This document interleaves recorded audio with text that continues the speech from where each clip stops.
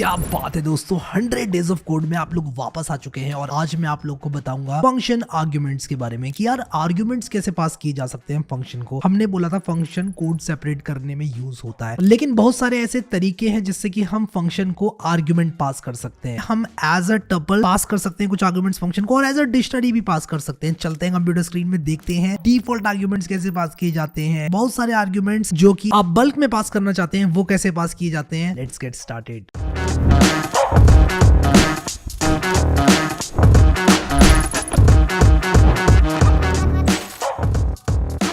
तो ये तो हम सभी लोग जानते हैं कि फंक्शन को कोड सेपरेट करने के लिए इस्तेमाल करते हैं और हम उसको कितनी भी बार रिपीट कर सकते हैं। आज यहाँ पर मैं सबसे पहले क्या करूँगा, एक फंक्शन बनाऊँगा और मैं उसको एवरेज का नाम दूंगा और मैं यहाँ पर क्या करूँगा कि प्रिंट करूँगा और मैं यहाँ पर लिखूँगा प्रिंट दी एवरेज इज़, और यहाँ पर मैं क्या करूँगा लिख दूँगा a प्लस बी बाय 2।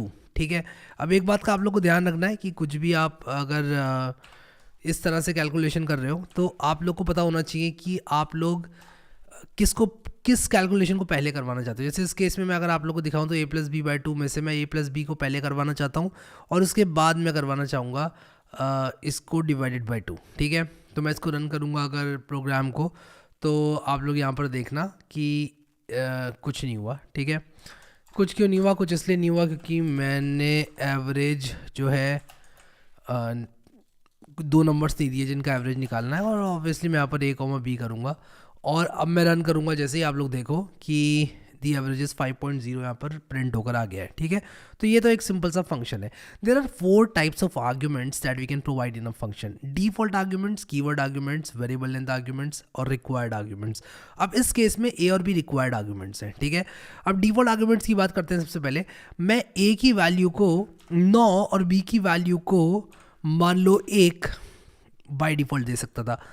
इस केस में अगर मैं एवरेज को रन करूँगा, सिर्फ एवरेज को ऐसे ही रन करूँगा तो ये चल जाएगा और ये a की वैल्यू को 9 और b की वैल्यू को 1 एज्यूम करके मुझे 5 दे देगा। ठीक है, लेकिन अगर मैं यहाँ पर a की वैल्यू को 1 और b की वैल्यू को 5 दे दूँ तो ये 9 और 1 को इग्नोर करेगा और ये 1 और 5 को a एंड b की वैल्यू रेस्पेक्टिवली ले लेगा, इसलिए मेरा आंसर 3 यहाँ पर आएगा, जैसे कि आप देख सकते हो। ठीक है, तो ये हो गए हमारे default arguments. We can provide a default value while creating a function.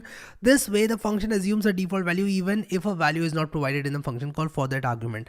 अब यहाँ पर देखो, मान लो मैं a की वैल्यू देना चाहता हूँ और b की वैल्यू मैं डिफ़ॉल्ट रखना चाहता हूँ, तो मैं यहाँ पर क्या करूँगा, मान लो 4 देता हूँ मैं या फिर 5 देता हूँ। ठीक है, और मैं इसको रन करता हूँ तो आप लोग देखो मैंने a की वैल्यू 5 दे दी, b की वैल्यू मैंने नहीं दी है, तो b की वैल्यू 1 हो जाएगी और 5 प्लस 1 बाई 2 6 बाई 2 यानी कि 3 मेरा प्रिंट हो जाएगा।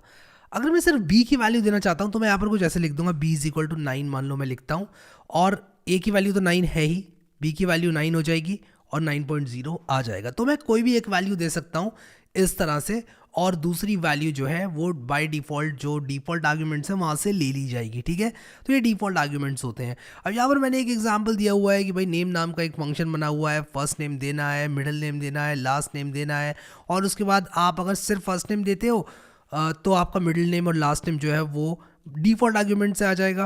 अगर आप लोग तीनों देते हो तो ऑब्वियसली आपका फर्स्ट नेम, मिडिल नेम और लास्ट नेम जुड़कर आपको देखने को मिलेगा। और मैं इस एग्जाम्पल को ज़रा रन करना चाहूँगा और यहाँ पर देखो कि प्रिंट हम जब कर रहे हैं यहाँ पर हेलो एमी जॉन वाटसन लिख कर आ रहा है। अगर मैं यहाँ पर एमी अग्रवाल करता हूँ, ठीक है, तो एमी अग्रवाल वाटसन प्रिंट होकर आ जाएगा। आप देख सकते हो एमी अग्रवाल वाटसन।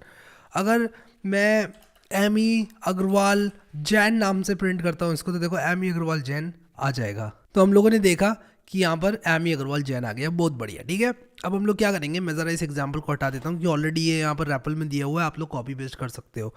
अब कीवर्ड आर्ग्यूमेंट्स की बात करते हैं। कीवर्ड आर्ग्यूमेंट्स बहुत ही सिंपल से आर्ग्यूमेंट्स हैं जिनको आप लोग इस तरह से देते हो। आप क्या कर सकते हो, ऑर्डर चेंज कर सकते हो आर्ग्यूमेंट्स का। जैसे इस केस में अगर मैं मान लो b की वैल्यू पहले देना चाहता हूँ तो मैं b इज इक्वल टू 9 और a is equal to let us say 21 दे सकता हूँ। और ए की वैल्यू अब 21 आ जाएगी, बी की वैल्यू 9 आ जाएगी, तो मुझे उस ऑर्डर में देने की ज़रूरत नहीं है, ठीक है। तो ये यूज़ होता है इनका। We can provide arguments with key is equal to value, this way the interpreter recognises the arguments by the parameter name, hence the order in which the arguments are passed does not matter. अगर आप चाहते हो कि order matter ना करे, अभी अगर आप लोग बाय डिफॉल्ट देते हो आर्ग्यूमेंट्स तो आपको पहले ए फिर बी देना पड़ेगा, लेकिन अगर आप लोग कुछ इस तरह का सिंटेक्स यूज़ करते हो तो आप लोगों को ऑर्डर की परवाह नहीं करनी है, ठीक है।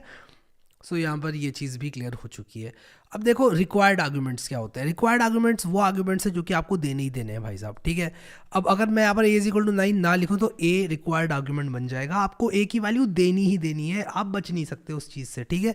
तो ए की वैल्यू कम से कम आपको देनी है, बी की दो या ना दो, अगर दे दोगे तो वो वैल्यू ले ली जाएगी, नहीं दोगे तो ये बी की जो 1 डिफॉल्ट वैल्यू है वो ले ली जाएगी। सिंपल सी चीज़ है। In case we don't pass the arguments with the key is equal to value syntax, it is necessary to pass the arguments in the correct positional order and the number of arguments passed should match with actual function definition। ये बहुत important है कि यार अगर यहाँ पर a की value, b की वैल्यू और c की वैल्यू ली जा रही है, मान लो 3 वैल्यूज ली जा रही हैं, c भी लिया जा रहा है, तो मैं a, b और c इज इक्वल टू 1 लिखता हूँ, तो c ऑप्शनल है, a और b लेकिन आपको देने हैं।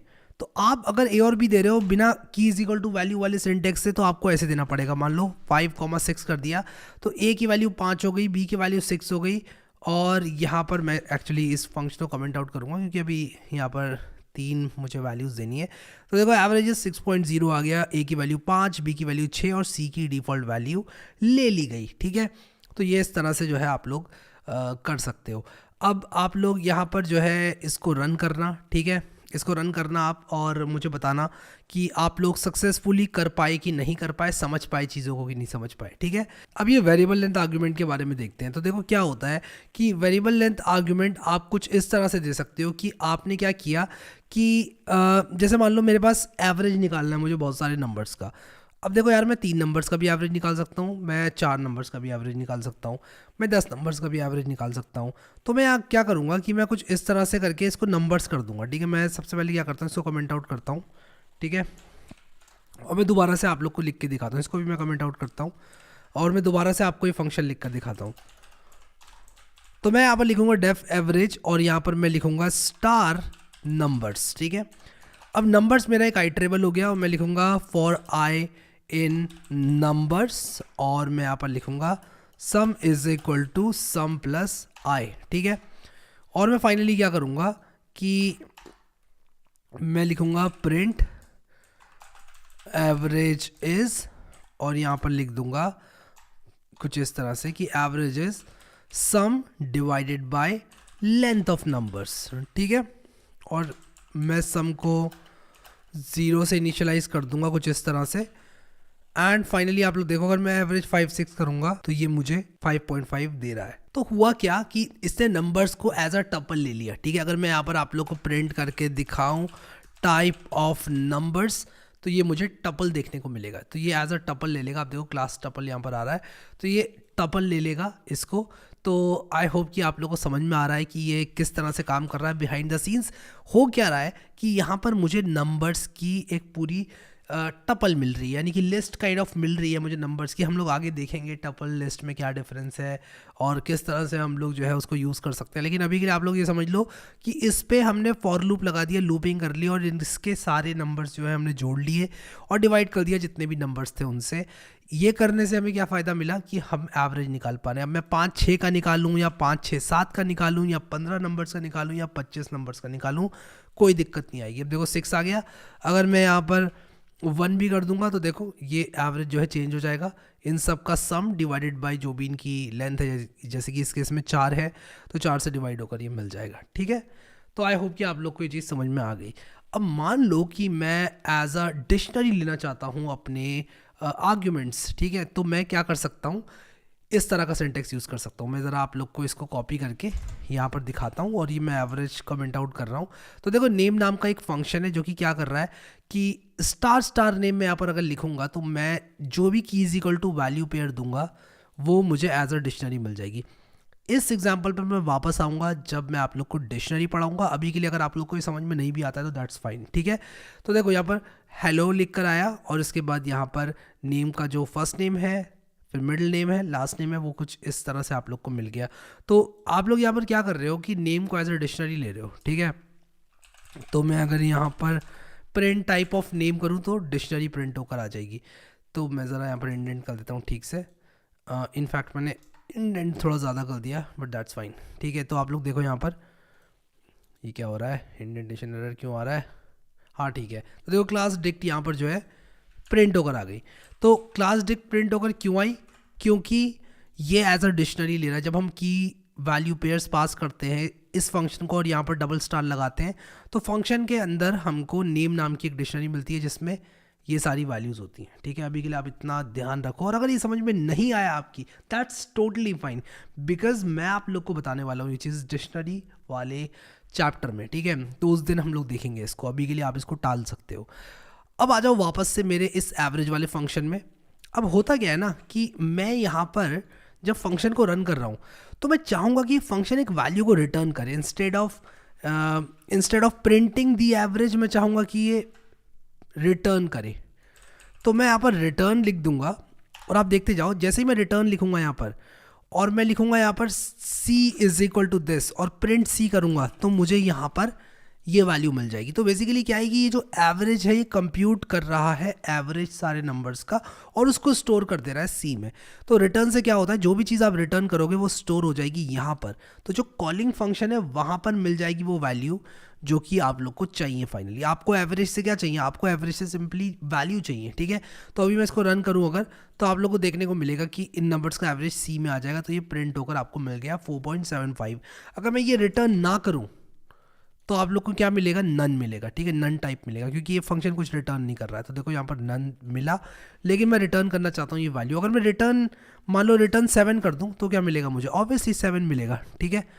अगर हम 2 रिटर्न स्टेटमेंट्स लगा देते हैं तो पहला वाला रिटर्न माना जाता है और दूसरा वाला रिटर्न या फिर जितने भी रिटर्न्स आपने उसके बाद लगाए फंक्शन में वो इग्नोर किए जाते हैं। जो भी रिटर्न पहले मिल गया इसको, अगर आप इफ एल्स के अंदर रिटर्न लगा रहे हैं तो जो भी रिटर्न पहले मिल गया वो वैल्यू फाइनल करके फंक्शन वापस चला जाएगा। रिटर्न मतलब वापस चले जाओ इस वैल्यू को लेके। क्या मतलब है, सब लोग कमेंट में लिखो, रिटर्न का मतलब वापस चले जाओ उस वैल्यू को लेके। तो ये जो एवरेज फंक्शन है ये 7 वैल्यू को लेकर वापस चला जाएगा, सी को दे देगा और प्रिंट सी से हमें 7 मिलेगा। But that's not what we want. हम चाहते हैं sum divided by len of numbers हमको मिले, इसीलिए यहाँ पर 4.75 हम चाहते हैं। तो 4.75 हमें देखने को मिल रहा है, ठीक है। आप लोग देख सकते हो यहाँ पर एवरेज 5671 हमने प्रिंट किया, 4.75 आ गया। तो return statement is used to return the value of the expression back to the calling function. Calling function इस केस में क्या है, एवरेज है, इसको वापस मिल जाती है वैल्यू। कौन सी वैल्यू, ये वैल्यू जो कि एवरेज फंक्शन ने कंप्यूट करके निकाली है, सम बाय लेन ऑफ नंबर्स जो कि 4.75 है। आई होप कि आप लोग को ये चीज़ समझ में आ गई। इसको पढ़ना आप लोग दोबारा से, और अगर आप लोग को थोड़ा सा मुश्किल लग रहा है दैट्स टोटली फाइन, क्योंकि हम लोग अभी टपल भी देखने वाले हैं, हम लोग अभी डिक्शनरी भी देखने वाले हैं। तो अगर ये वाला बिट समझ में नहीं भी आया ना, ये नहीं यार एक मिनट, ये डबल स्टार वाला स्टार वाला, दैट्स टोटली फाइन। यहाँ पर एक तरह से हमको जो हमारे आर्ग्यूमेंट्स हैं वो एक टपल के अंदर मिल जाते हैं, और यहाँ पर हमको जो हमारे की वैल्यू पेयर वाले आर्ग्यूमेंट्स हैं वो एक डिक्शनरी के अंदर मिल जाते हैं। अगर समझ में नहीं आया आपको, दैट्स टोटली फाइन, क्योंकि हम टपल वाले चैप्टर में और डिक्शनरी वाले चैप्टर में इस चीज़ को रीआइटरेट करेंगे, ठीक है। सो अगर आप लोगों ने अभी तक एक्सेस नहीं करी है पाइथन की प्लेलिस्ट तो इसको ज़रूर से एक्सेस कर लें। अभी के लिए इस वीडियो में इतना ही guys. Thank you so much guys for watching this video and I will see you next time.